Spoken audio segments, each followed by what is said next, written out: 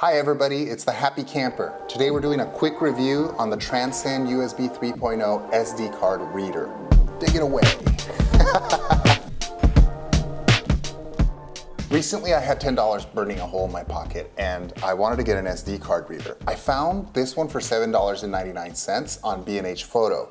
SD card readers can run anywhere from $20 to $100, so finding one for $7.99 was a good deal. And as of now, it has 270 reviews averaging to 4.5 stars. One of the reasons I purchased this unit is because I had one before, I was very happy with it, but I lost it. There was nothing wrong with it, I just can't find it anymore.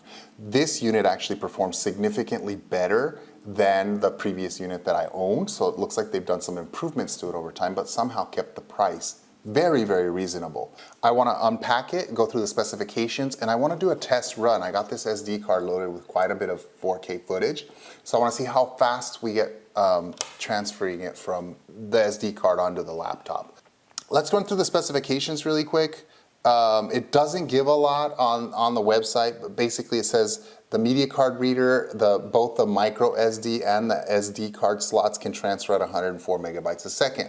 Now there's a couple things to unpack there. Number one, they're not specifying here how fast it transfers from the computer through this onto the card, and how fast it transfers from the card through this onto the laptop or computer.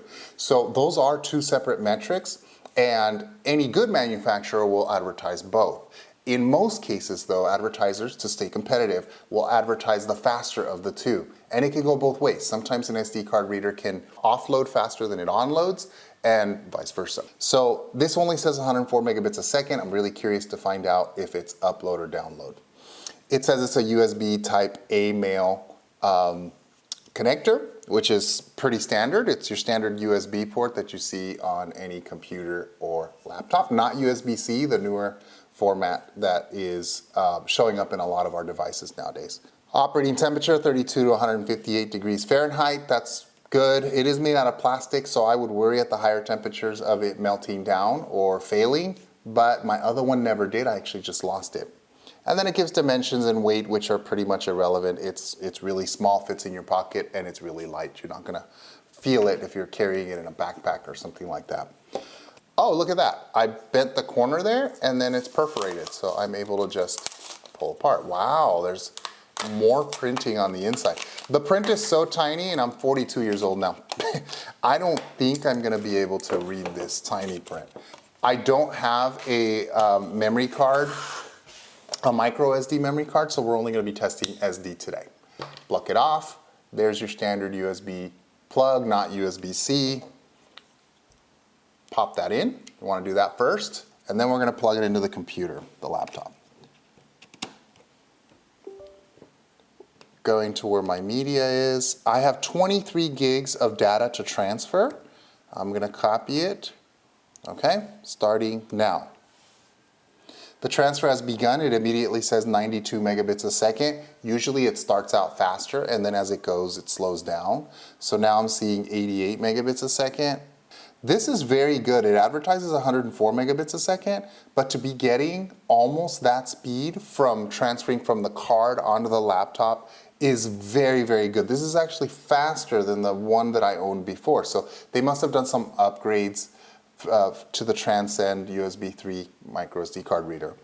It is showing about 4 minutes to transfer the full, 24 gigs.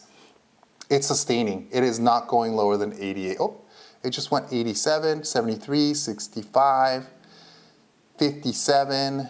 Ooh, it just went all the way down. So after about a minute of transferring, it is now at 57 megabits per second. So it's not hot. Sometimes when it gets really hot, it'll have to throttle the transfer just to, not overheat the unit. Now it's at 40 megabits a second, 36, 33, 25, ooh, 12, 9, 12. So it has significantly slowed down after about 2 minutes, and now it shows the transfer at about 7 minutes and 30 seconds, and we have 16 gigs left to go. I'm not sure what's going on there, but that's certainly not what was advertised. I mean, it indicated that it would be 104 megabits a second, and it doesn't say, but it implies that it should be able to sustain that transfer speed. for a good amount of time. Instead, in less than 2 minutes, it went from 88 megabits a second all the way down. Now it's at 9 megabits per second.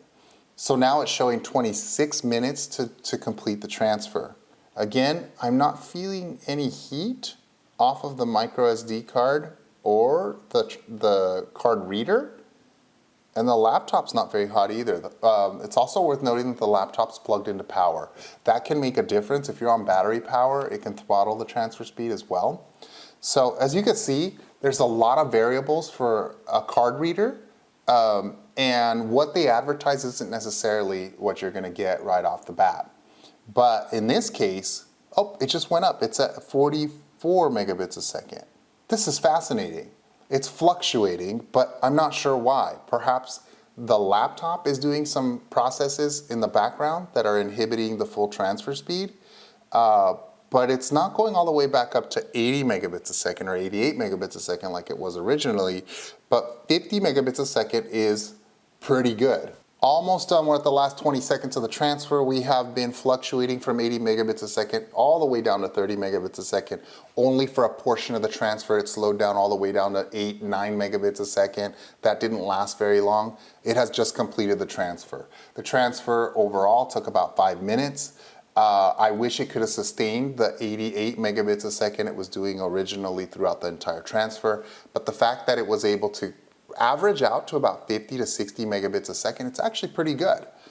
All right, now we're gonna do a quick test. We're not gonna allow it to complete, but we are actually going to try to transfer from the computer to the memory card.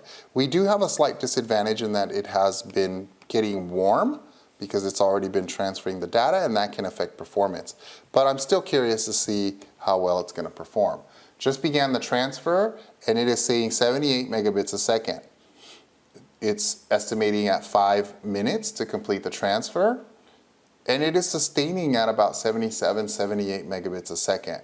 So in this case, it advertised 104 megabits a second transfer. It didn't indicate if that was up or down, but I am seeing an average of 60 megabits a second. So my final assessment is that the USB card for $7.99 is actually a really good value. We're not sustaining 104 megabits a second up or down, but it is getting an average of 50 to 60 megabits a second from the memory card to the laptop. And from the laptop transferring onto the memory card, we're getting around the same. 50 to 60 megabits a second. Now, it will fluctuate as fast as 89, 90 megabits a second sometimes, and as slow as 30 or even 20 megabits a second sometimes, but it averages out to a pretty good speed. For the price, I would say it's totally worth it. I'm gonna throw it in my bag along with my laptop, take it out in the field when I'm shooting videos, and I'm gonna have a way to preview that footage on my laptop really easily. So this is great. There are a lot more variables that we didn't consider in this video, but the reality is that the world of SD cards is vast. It's not as straightforward as people think it is. All right, thanks a lot, guys. That's been my review. Hopefully you find some of the information useful. Good luck, and catch you next time.